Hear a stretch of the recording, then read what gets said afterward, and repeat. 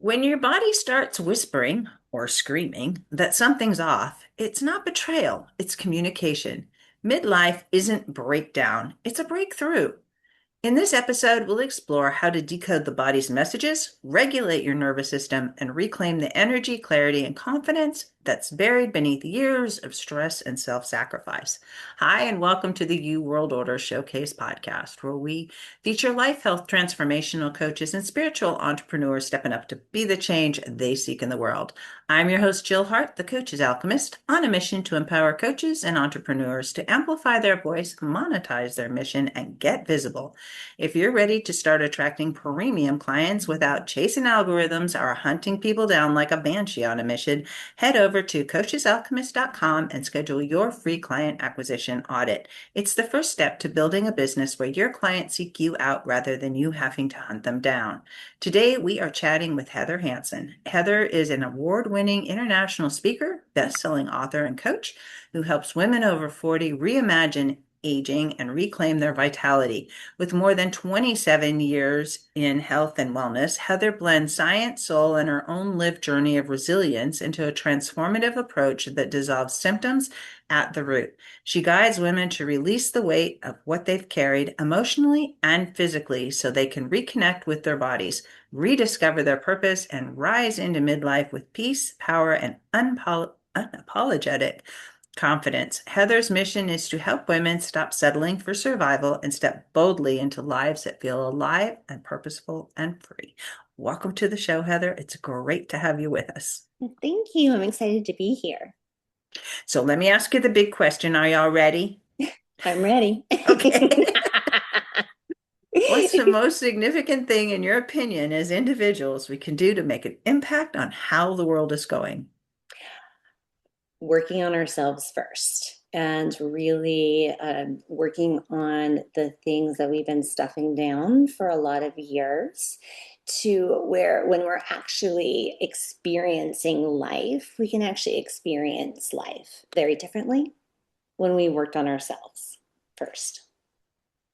I love that. And as somebody who's currently in a situation that um, is is kind of an interesting experience for me. I'm navigating some health challenges with my dad, and so I've been away from home, and home is where my husband and dog, my husband of 30 years and my dog live.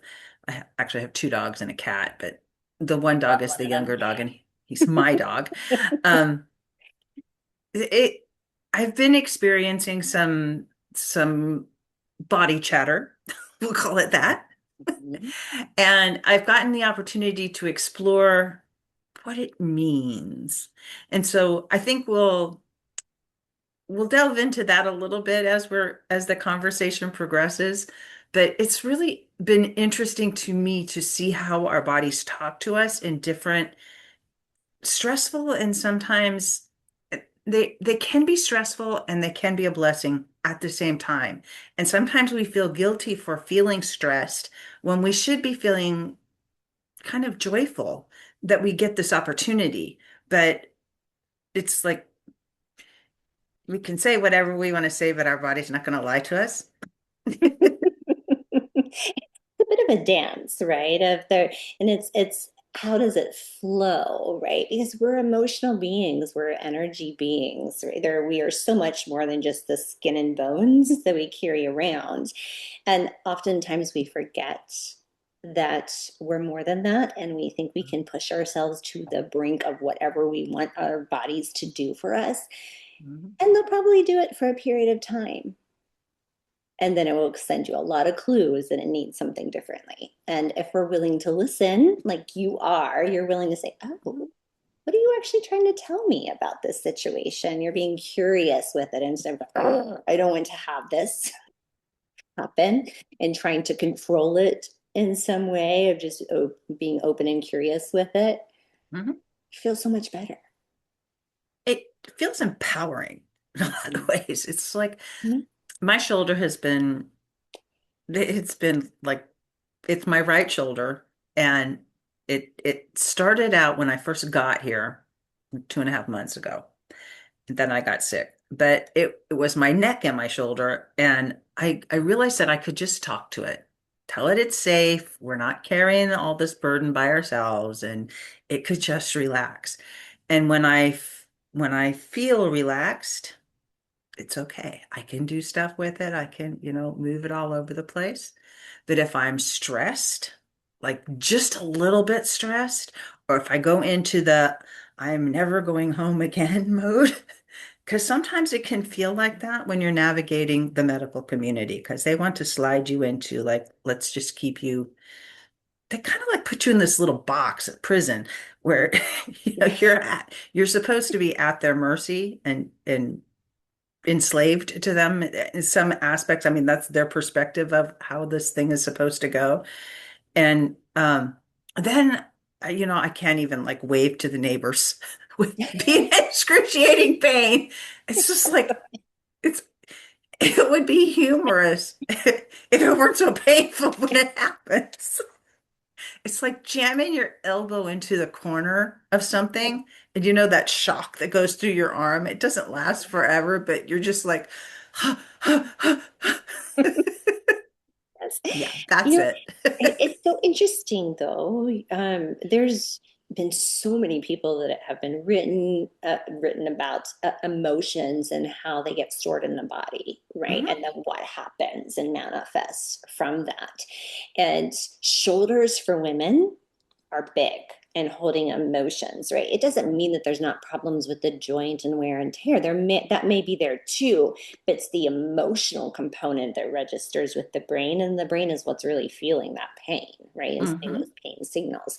So it's really interesting to see, well, what does your body do in a stressful situation?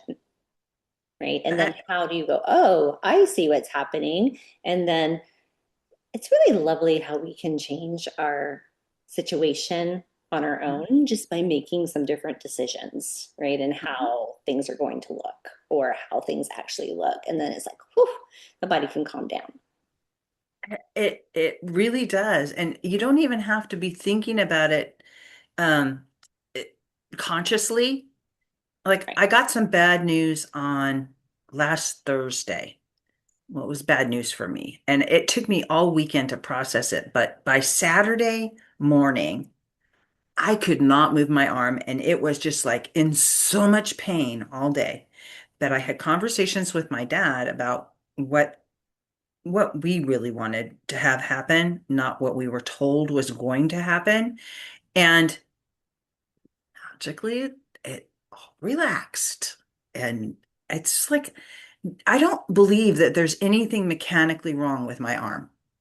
And there It's, may not be based on when it happened for you. And it was, oh, I have to go take care of my dad. And there was a lot of uncertainty, I would imagine, oh around yeah, what was going on with totally. him.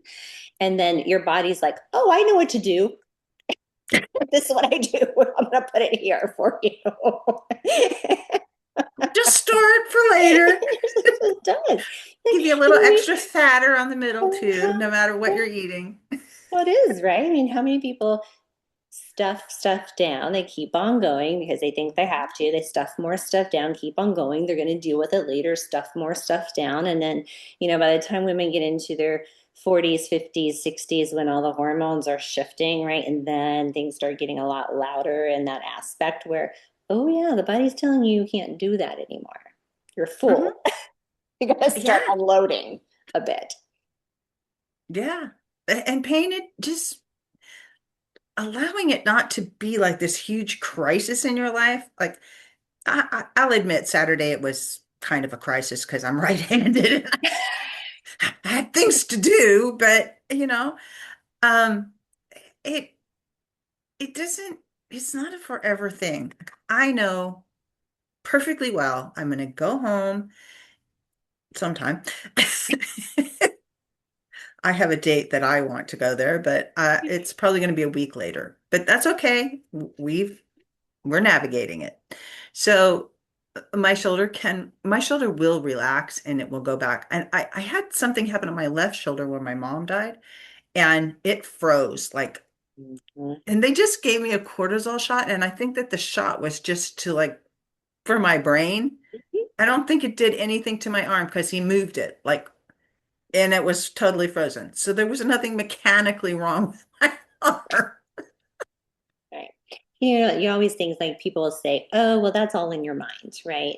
Well, It yes, that's is. true because most of this stuff is in our mind and it's in our unconscious mind that we have no idea all of that is playing underneath because we Hmm. couldn't conceive it all if we Hmm. go nuts, if we had all of that dancing around.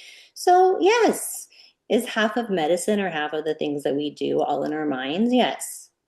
And that's okay. It's okay. And it's okay to be in the experience you're in while you're going through it. And I think that if people um experience someone like you who helps them look at the situation that's going on, it doesn't necessarily have to be a medical situation like, my shoulder. I I knew what it was. It was really obvious to me. But I have a lot of training in this stuff too. But if you're out there and you're struggling with things in your system, like maybe you're coming down with lots of canker sores, or you're not sleeping well at night, or you're finding that everybody triggers you. It's just like you can't walk into a room and have a conversation without feeling like you want to. Yeah, when everyone is irritating you and you're Mhm, irritated all the time, there is definitely stuff under the surface mhm, that is happening. And that's just the body telling you, hey, there's some things you need to work on. And leaning into that takes a lot of intuition. And it takes a lot of strength, quite honestly, to admit, okay, I probably need to do something differently because most of us don't want to do something differently. We just want to keep going about our ways and we want our body to do what it's going to do. And we want to control it. We want to tell it it's supposed to do it. Right? Instead of yeah. actually going, oh, what could be going on? And learning that body awareness. I can just imagine if we talk to children I was and just thinking ask that. them what is going on with your body. Like, for instance, if we even ask kids if they poop, right? If they poop every day, do you poop every day? Does your tummy hurt? When they might be having a meltdown, or they're just having that, well, what parents will call a meltdown, or they're just doing that. If we actually Mhm, ask them, hey, what's going on? Are you tired? Is your tummy hurting? We actually ask them whether or not why they were being overloaded. They would probably give us a lot of answers mhm. more intelligently than adults would give us. Yeah, because beings, human beings, don't generally just like run off and try to make their lives more miserable by feeling miserable. There's something that's happening inside of them, and sugar is a really big culprit. And for the love of God, please don't feed your children soda pop. Just a public service announcement here. They're better off drinking beer than soda pop. At least beer has some nutritional value and you're going to pass out before it does damage to your body. Whereas soda pop, you can drink a whole lot of it and it will kill you. Be very slow, but it will kill It you. will, and very slow death. You know what drives me nuts more than anything when I hear people, well, they're young, they can do it now. No, they No, can't. no, no, that's not what our human body wants to have it work well, right? Is the more crap you shove into it, the more fast food, the more chemicals, the more things. It doesn't mean you can't have it here and there, but when it's a regular staple in your diet and it's more often than not, that's when you're going to end up having problems. Yeah. And there's so much that's out there that's passed off as, excuse me, food and things to drink. Mhm. I was having a conversation with my dad in the grocery store because my dad is an amazing cook. It's one of the perks of being here. I've just got like my own personal chef. But there's so many drinks, none of which are benefiting your body. Really wants water. Yeah, and that's it. Maybe tea if you're needing something else. Humans are not designed to drink milk, definitely not cow's milk as they age. And by age, I mean like after five. Mhm. I used to tell Um, People, you're not a baby cow. It's really not a beverage for you. You really don't need that. And if you had a glass here and there, not a big deal. You have a glass every night, probably going to be a big deal, just like with anything, especially if you mix it with Oreo cookies. Is there any other way to drink?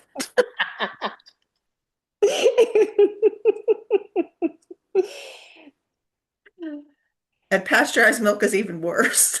Mhm, If you're gonna drink milk, get it straight from the cow, mhm. because at least it has all the enzymes in it to help you digest it. So true. So true. Just, just like I said, I feel very passionate about some of this stuff. And do I eat Oreo cookies? I'm not bad. Not really. I don't really care for Oreo cookies, but I do like chocolate chip cookies. Oh, do you? Yes, I do. White chocolate chip cookies with macadamia nuts, and that's specifically of my You are a woman standards. who knows what she likes. Yeah. It makes it easier because you can say, well, I don't like that. I don't eat those. Yeah, But so yeah. true. So, how do you work with people? Do you work with them in community? Do you work with them one-on-one? What does working with you look like? How do Yeah. you actually help people? So the number one way that I like to help people is really a one-on-one connection in the sense where when people come to see me, they're missing pieces in their life, right? They feel like they're not themselves anymore. They've been told that they have all these chronic health conditions, or they feel awful and they're told all their lab work is normal. Their body, they're just not feeling well in so many different levels. And so when someone comes to see me, we do a full evaluation to bring in the components of the mind, the Mhm. body physiology and what's going on in the body. But then there's also that soul spirit aspect, because all three of those legs are important to whether or not we're going to feel the way that we want to feel. And it doesn't mean that every day you're going to wake up going, oh my God, today's amazing. Everything is good. That's not life and it's not going to happen. But you want to wake up most days feeling like, wow, I've got this day. I have good energy. I have good focus. I'm actually truly living my life, not just making it through the next thing, making it through the next day, checking off the boxes. And so that can look like so many different things.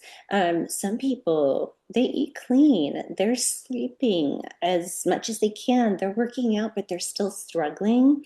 And those are usually the people that I've seen were big stuffers, where they stuffed a lot of stuff down and they just kept going. And then they stuffed more stuff down and they kept going. The ones that thought they needed more education, they needed to achieve this, they needed to achieve this, and they thought every time they got to that next level, that was going to be the key until they got there, and then they still felt the same. And it's usually because of what we tell ourselves that's been formulated in our minds between the ages of 3 and 5, depending on what surrounding an environment we grew up in. We developed these realities and then we made them facts in our mind. They became beliefs. And that's how we guided our life, was around these particular things. And so it really depends on, when I first went from nursing into nutrition, it was a lot about food and some about other lifestyle factors. And then it became more about your gut health, your immune system, and really diving deeper into there. And then it became the mindset piece. And then I got into neurolingual programming and hypnosis and breath and energy work. It just became these layers of, oh, wow, humans need a lot. And when we get these practices in place, we can really unwind and allow our bodies to let go of things that's been holding on too tightly without even really having to talk about it in those senses. So it just really opens people up to being able to, hey, my body can function better. Now it's not holding on to 50 years of chaos in that sense. So that's how I prefer to work with people, is one-on-one, what's going on with them, and then really building their path. Okay, here you are. Where do you want to be? How are we going to get you there in that sense? And I love that it doesn't have to be like a laundry list of more stuff to do. Yes. It's stuff you're already doing. Everybody takes in air. Mhm. Can just show them how to take it in effectively. Mhm. There's this like, Well, and one of the things that has become very common is doing another thing. Oh, I have to do this, and I have to do this, and I have to do this, and I have to do this, and I have to do this. And in the mind, that has to do, I have to do, it's a very negative connotation. So it doesn't really react well in the body, those have tos. Uh, and we also have so much stuff going on all of the time. Like when I was a little girl, Sundays, I grew up in the country. None of the stores were open. You didn't go anywhere on Sunday. You went to church and you went to visit your relatives, and that was it because there was nothing else open to do. But now there's not very much downtime mhm. ever for people. So people don't know how to have downtime. They only know when there's more information coming at them. So a lot of people, and when I say this, I was that person.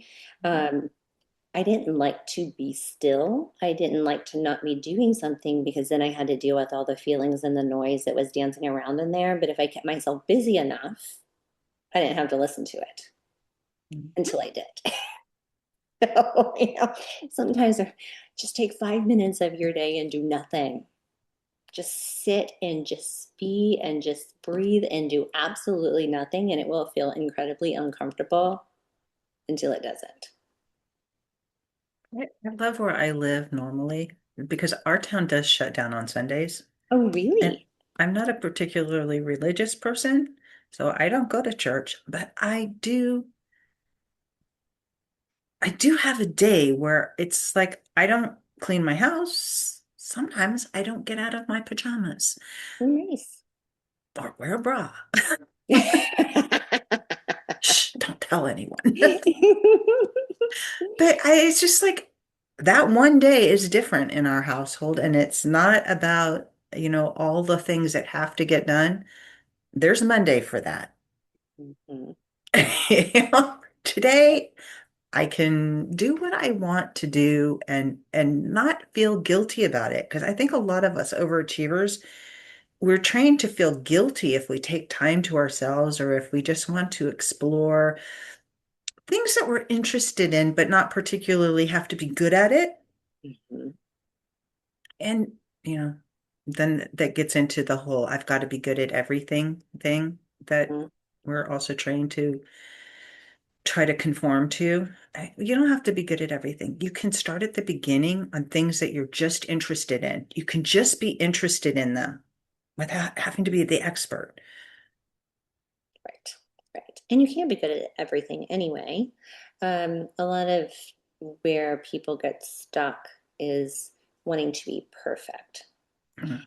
And like, oh, even that, I'm a perfectionist. It's like, okay, well, that's good. Well, how about we relabel who you are? Because if you're only aiming for perfection, you will only get there for a second, and then it won't be perfect anymore. So then you have to try to get it again. So if you're always trying to get somewhere where there's really no destination, you can't stay in perfection. You can't. It's not possible. So if we go, oh, okay, well, how about we get it to 80% perfect? And 80% is good, then it allows the brain to go, oh, okay, doesn't need to be better than It, that. it, It's good enough. it, yeah, good enough. Get started. It's good enough. Just do that one thing. It's good enough. It's going to change. There is no such thing as perfection. No, And nobody's going to love you more if you wait. right, right, right. Our minds tell us that. It's like Mhm. if I do it and it's so spectacular and I'm like such the best, then everyone will love me and they'll want to do stuff with me or they'll want me for whatever or whatever. But it doesn't ever work that way. And the people that are at the very top, they didn't just accidentally get there. You And it missed the whole growth model. exactly, exactly. I was just having this conversation a little bit earlier, and we were talking about influencers on social media. I'm not bashing Mhm. anybody at all. I'm just saying in Mhm. general, Yeah. influencers is people decide that they know a thing and then they're going to tell everybody about this thing and then people are going to believe that they're an expert in this thing and they're probably not. Mhm. And it creates so much confusion for people because there's so much information coming out. They're like, oh, I need to take this supplement or that supplement or this supplement. Blah, blah. It's like so much information. And people used to, but I put a stop to it. They, well, what do you think about this product? I'm like, I know nothing about that product. Well, this so and so says that this is the best thing ever. I'm like, well, I'm not going to research it right now because I don't have time to just sit and research things because I'm the person. I would never tell somebody every person has to take this supplement and then this is going to happen if you take this thing. And there is a perfectionism part to that because people want to weigh the right amount. They want to have the right amount of energy, right? They're really trying to get to that perfect. And that's where it gets very confusing of, oh my gosh, I have to have that, or I have to have that, or if I don't have this mascara that's going to grow my 50 plus eyelashes to this length, what am I going to do? It's like, well, marketing has come a very different way in saying what we need. And, and honestly, we don't. What we need are healthy bodies that are well nourished and not so stressed. And part of that not being stressed is relaxing into my goal for this year was to just relax into experiences that I was having. So the universe, in its infinite wisdom, gave me this unique and interesting experience that I'm going through. But if you look at it, you can have humor about the situations and the experiences that you're having without having to label them. You can say, okay, this happened, and now that happened. Isn't that interesting? And this is where we're being directed. But what if we do this rather than just accepting what we're told? It's just like we have all the power to do whatever we want and to experience the experiences we're having in whatever way we choose. But we've been programmed for so long that we have to label things. It's like, I can laugh about my arm. Does it cause me discomfort sometimes? Yeah, it does. I mean, there's real pain there, but it's kind of funny that it's doing this. And I know that it's doing this, and I know why it's doing this. It's like, Well, laughter changes the whole physiology of the body in mhm, just moments. mhm, And anger changes the whole physiology of your body in moments. And your opening question to me is like, how do we really make the world a better place with yeah, what we're doing? And when we show up, right, when we have been laughing at ourselves often. I'm talking about me, mhm, of going, oh my gosh, how did I do that? I can't believe this. And even when I was working in medical practices in an office in nursing, I think everybody knew where I was because of my laughter. It was just this loud thing because that brought so much peace to the people in there that didn't really feel very well, right? And it was a stressful kind of yeah.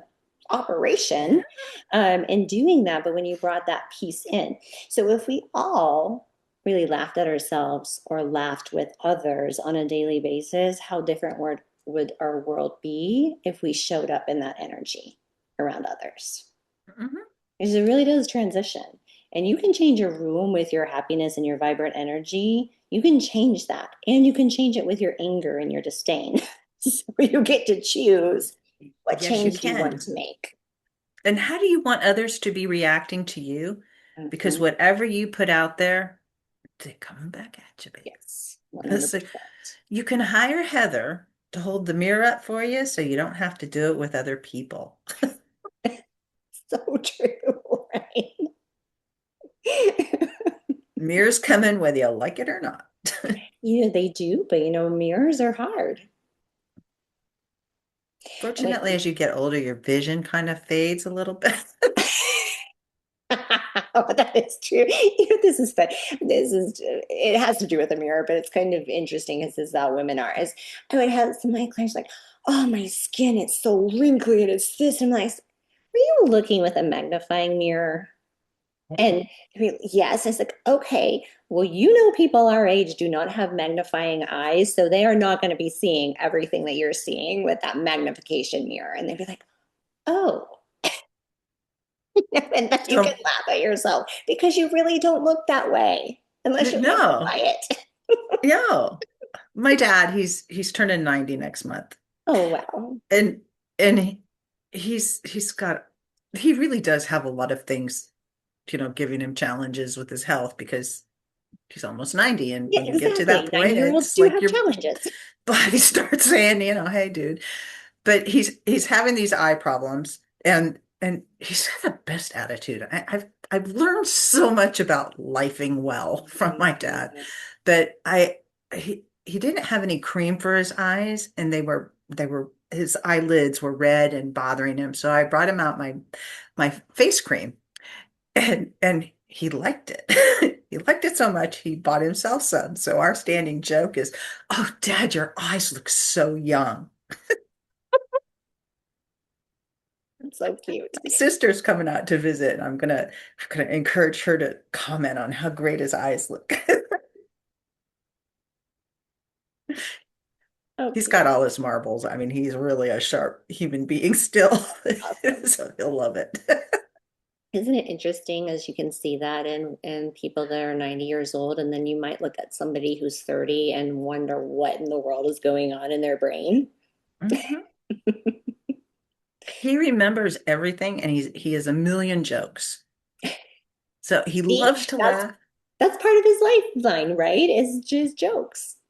Yeah, he goes to his singles club once a month, and it's his job is to tell the joke. That's so good at it.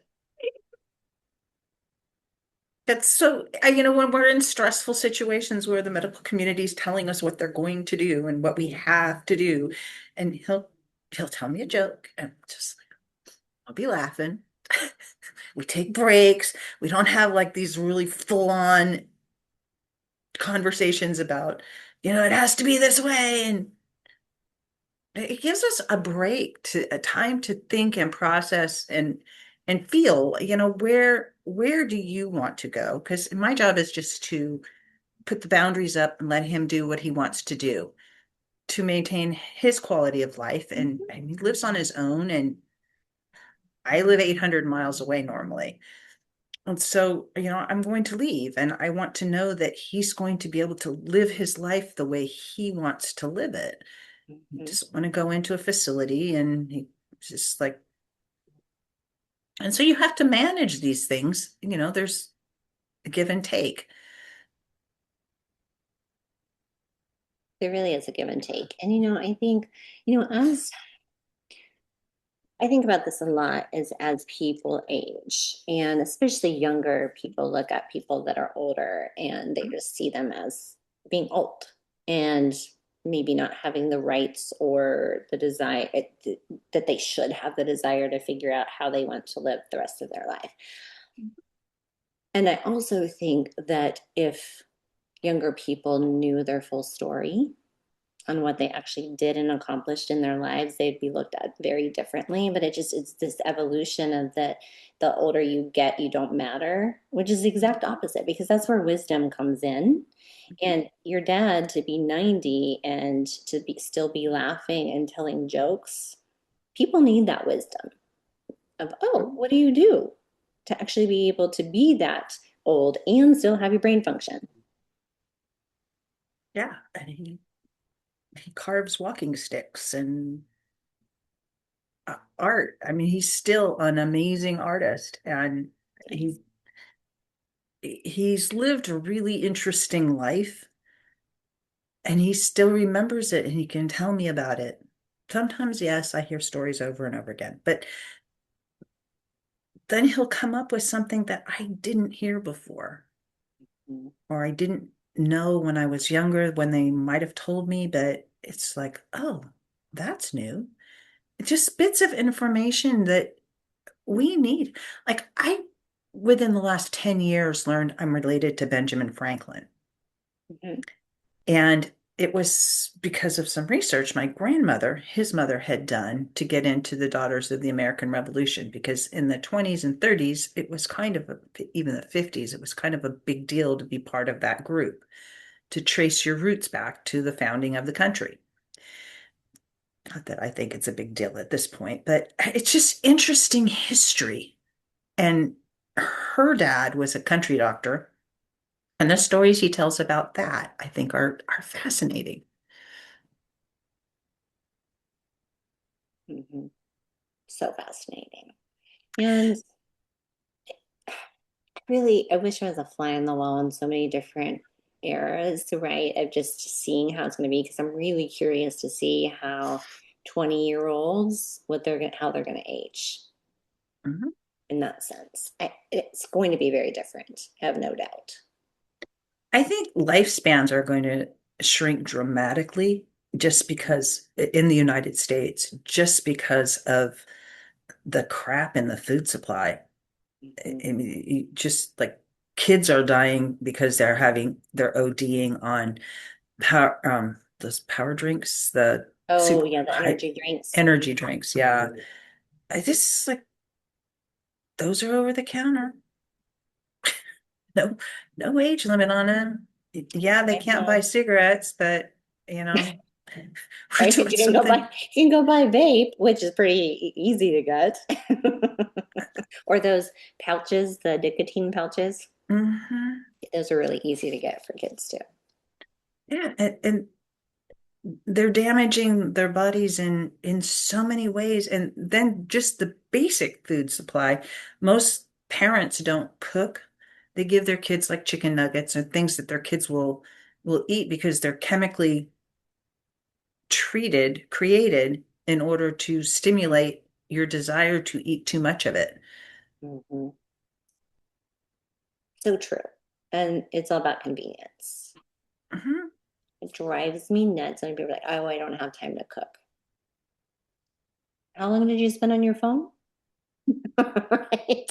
Or binge watching that show, Yeah, or watching the show on your phone, on Facebook, because if you spend hours a day on Facebook or some other social media or whatever, TikTok, whatever people are looking at, if you have time to spend that much time, you can cook yourself a 20 or 30-minute meal. Mhm. Pretty You could easy. be using that time to look up recipes, Mm-hmm. Yep. that then go to the store and buy the ingredients. Be a rim shopper. Mm-hmm. Yep. Ah, so, what does it really mean to reimagine midlife? So reimagining midlife, right? So I think we're so accustomed to thinking that as we age, we deteriorate, that we are not as valuable, that we are not as strong, that we are not as healthy, that we're just done, right? It just, here we are. And I know a lot of corporations treat people that way in that sense. For instance, women who are struggling when they're going through perimenopause, into menopause, and postmenopausal, the struggles that are around them are not typically supported by their company in any way, shape, or form. And so a lot of women will think that that's it. They've already lived their best days, that they've been as healthy as they are ever going to be, or as fit as they've ever been. And that's not the case, right? Just because you're getting older does not mean that you can't put lean muscle on, that you can't have good cognitive function, that you can't lean into the next best chapter of your life. So, what I really encourage women to do is really look at what does the next decade of your life look like? Instead of grasping backwards of, oh, well, I don't want to lose my hair color. I don't want to lose, I don't want to have wrinkles. I don't want to have this. I want to go backwards. Why do we not lean forward? And really focusing that on forward, focusing as, hey, how am I going to be 50 years old and gain muscle? And I'm going to be fit and I'm going to have a lot of energy. And what am I going to do in my next phase of my career, my life? How am I going to live my life differently? How am I going to enjoy my life? And so when we're really looking at life of, oh, what's next? And we're looking at this next journey instead of, oh, I just made it through this day. Right. And going, ugh. The best of my years are done. I really want people to look at their lives in that way of let's find the adventure moving forward. Let's get you feeling better with your wisdom that you have now so that you actually have the knowledge to go, hey, I know what I can do next. I love that. I At almost 66, I think this part of my life has been the best part of my life. And we need more older women to tell the younger women, hey, you're just beginning the best years of your life. You're not done. And Mhm. society has told women who are 40 that, oh, you're useless now. You're Mhm. beyond your childbearing days. Just go sit over there in the living room and wait till you die. You're Mhm. going to live another half of your life, maybe longer than that. A lot of women live into their 90s, Yes. even 100 is not unheard of. And it's it's about embracing the change that's happened to you and enjoying it. And it's just like everything is better on this side of menopause. Just like it just is. No, it just is. And we've learned enough too. And the more of us that are doing it this way, then you have this whole trickle down effect, right? Of our daughters, and I don't have daughters, but I have granddaughters, four of them. And I don't really want that. I know they're going to have their own struggles and they need their own struggles, and that's fine. But I don't want them to have the same body image struggles that I had as a young girl. And I want them to be able to have the confidence to go into things and not hold themselves back. And if we're showing them by living it, that's how they absorb it and they see it. And then it will help other generations because, you know, just like your opening question to me is like, how are we changing this world? Like, how are we making things better? We get a choice to make it better. And if we're living our life better and more full, then we will help the future generations. And I really totally seeing agree. what is actually important and not important. And you offer people a resource to Mhm. ignite their wellness. You want to talk a little bit about that? Yeah, absolutely. So a lot of the people that I see struggle with different types of symptoms. Brain fog is a big one, or struggling with their memory, bloating, or just weight gain where they don't really want the weight gain, like around the middle and the hips and thighs area. And so this resource really just walks them through some deeper questions on what's more likely causing that, right? Because when we're putting our where our worth is, right? Our worth is not what our outside body looks like. Our worth is really not what job are we doing, and our worth is not how much money is in our bank account, because wealth means a lot more than just the money in our bank account. Is it opens to some questions that are much deeper about who you are, what do you actually want, and how do you turn that around into having the life that you want to live in that Oh, sense. So it's just some deep questions. I love that. And they can find that at So that is a link that if they go to my website, Flourish Nutritional Therapy, they can actually just put their name and email address in it, and then it'll just send it right to them. Perfect. And if they want to get in touch with you, to explore what you're doing as far as hiring you to help them get the results they're looking to get, they can also do that through your website. They can do that through my website. I am rebranding and doing a relaunch. I'm keeping that website, but I'm also rebranding into uh, bolder things. And on LinkedIn or Instagram, you can, and Facebook too, you can find me at Coach Heather Hanson. Perfect. And when you start your Substack, it can be Coach Heather Hanson too. Yes, yes, because it's all supposed to be the same. See, I've learned lessons this year. Everything should match on all platforms. So that's going to be a checkbox. So yes, I'll get the Substack up too. Awesome. Thanks so much for joining us, Heather. This has All been right, well, great thank you. conversation. Yes, agree. Thank you for having me. To learn more about Heather and to get your copy of Ignite Your Wellness, uncover some hidden resources of fatigue, bloating, and brain fog, please visit her website, flourishnutritionaltherapy.com. And we'll be sure to put that link in the show notes below. Thanks for tuning in today to the You World Order Showcase podcast. If you're ready to amplify your voice, monetize your mission, and start attracting premium clients, your next step is simple. Head to thecoachesalchemist.com and schedule your free client acquisition audit. Be sure to join us for our next episode as we share what others are doing to raise the global frequency. And remember, change begins with you. You have all the power to change the world. Start today and get visible.